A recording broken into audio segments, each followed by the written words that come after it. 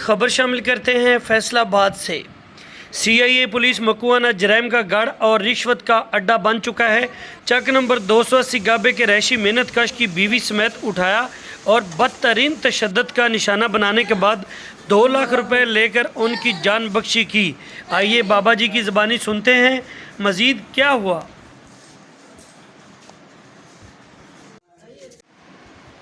हाँ बाबा की ना तेरा? मेरे नाम जी शम्मा है, शमद अली।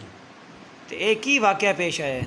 ये वाकया जनाब जी मैं सुता होया तो रात नूं आए ने इत्थे रौला पाया इन्हें, मैं निकलिया तो वो जड़ा ना मैनू धक्के धुक्के मार के कोई तू कौन है।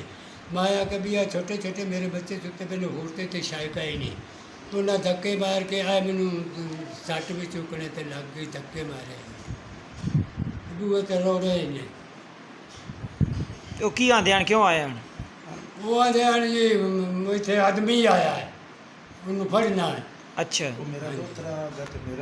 वो कौन है जिन्होंने किसी ने पकड़िया भी है ना तेरे किसी बंदे घर दे? हाँ जी, किन्नू पकड़े इन? एक जी फैसल है तो एक जी ओदी बीवी है।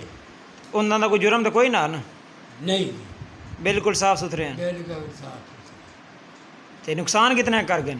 नुकसान या भन तोड़ कर गए, सामान वो भी ले गए। मोबाइल